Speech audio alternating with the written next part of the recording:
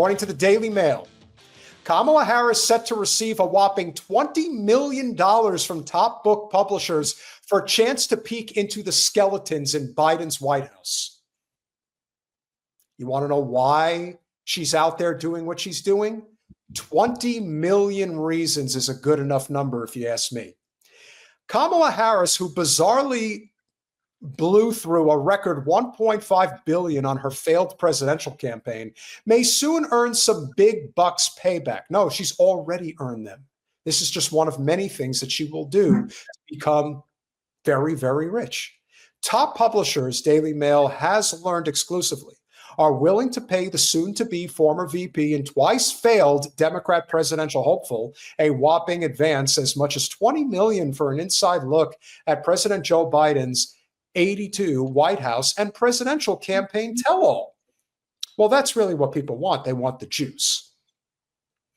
According to a Kamala insider, because you know it's drip, drip when it comes to these consultants, always looking to get paid, virtually the moment Kamala lost to Trump, the offers began pouring in from the publishing world for her to do the definitive book on what really went on between Joe and Kamala. What went right and what went wrong inside the Oval Office walls and all the ups and downs of her campaign. They are throwing around advanced numbers in the 20 million range, maybe more with other publishing rights. So scoring such a huge sum of Kamala is not out of the question. Barack and Michelle Obama landed a joint deal from Penguin Random House worth a record $65 million advance in 2017. Now, granted, he had just come off 2 terms as president. But with that said, Bill Clinton got a $10 million advance all the way back in 2001, and that's worth the gross. All that today. Oh, trust me, it's going to get even more gross very soon.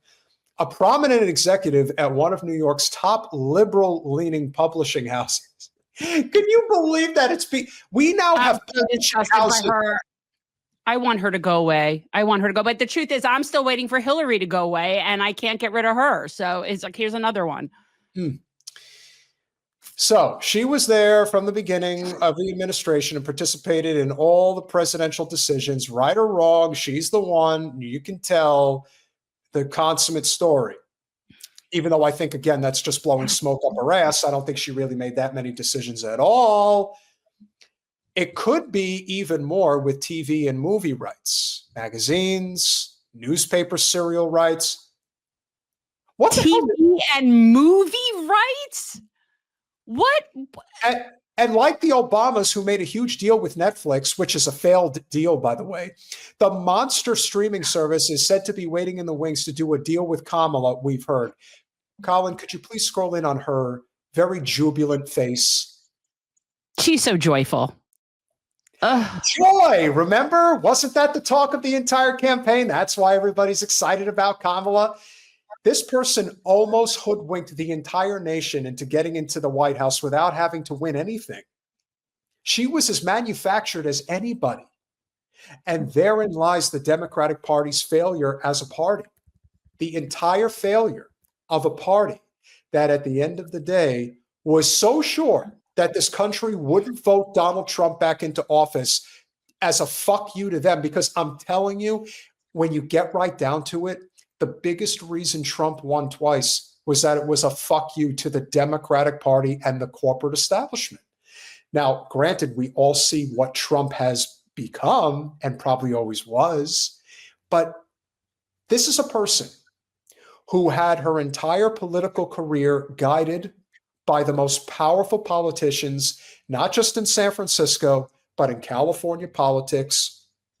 People can make all the jokes they want about how she slept her way to the top, but the fact of the matter is she had essentially every single cushy job handed to her on a silver platter. It's not that she didn't work for it. She was willing to prosecute and incarcerate truant students to make a good impression. But not Steve Mnuchin. But not Steve Mnuchin, who gave her $3 million to run for senator of California, the only Democrat he's ever donated to in his entire career. And this person was almost president of the United States. No, she wasn't. Well, I mean, she was the nominee of the other major party. Yeah, but she wasn't almost the president. Is she going to run again? She could do whatever she wants. She's not going to ever be the president. She's not even going to be the governor of California. She could do whatever she wants to do. She'll get a talk show. She'll have a book, whatever. Who knows? But who's listening to this? Like, who is she appealing to? A bunch of this. Honestly, you're asking someone who thinks that the K-Hive is a complete manufactured thing that isn't real. I think it's all bots and paid people. I don't think it's real. I think if there's people that like her, it's whoever was in her sorority, whoever the sorority that she was into at her HBCU, whatever that sorority is, those women really like her, and that's about it. She did go to Howard. All right, Colin, let's see what else there is. Oh, tell you, she puts on a face. She really does. As we see it, her book would be the hottest White House and presidential campaign tell-all ever, and would sell like hotcakes to readers on both sides of the Who wrote this? This is some anonymous Democratic insider. Why are we reading this version? That's so ridiculous. And political power players are quietly advising Kamala to get the jump on any memoir Joe Biden might be planning. Well, it's not like Joe Biden would be writing it. So she could get her side out in the public first on what really went on. Kamala allegedly told members of her team that she wants to keep her options open about her next career move and has vowed to stay in the fight. No one's asking you to stay in the fight. Still, publishers investing a small fortune in a Kamala Harris tell-all expect her to tell the whole truth and nothing but the truth. I mean, even putting those words on paper about a politician like Kamala Harris is pretty funny. This is silly. This is silly. It's silly. It is. It's hysterical in the most sad way possible. Yeah, maybe. That would be a hoot. A tell-all about it. All right, are we done talking Kamala? A tell-all about the fact that she was a completely manufactured Politico, and that the Democratic establishment is going to continue to do this, that this is not changing. It's just going to evolve in a different way. Well, it's going to devolve, and they're just going to gradually die off and peter out. Well, I believe that as much as it is going to peter out and get worse, you've got Slotkin, you've got Whitmer, you've got Newsom, you've got Pritzker, you've got Josh Shapiro, you've got all of these really terrible people, and they are going to run.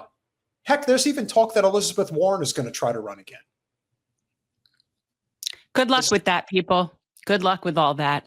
That's part of the reason why people think Elizabeth Warren is in New York promoting Zoran, because she's, trying to sort of lay that foundation. Let me assure you, what Elizabeth Warren did, first of all, she has no personality, so she's not going anywhere. She's a snake.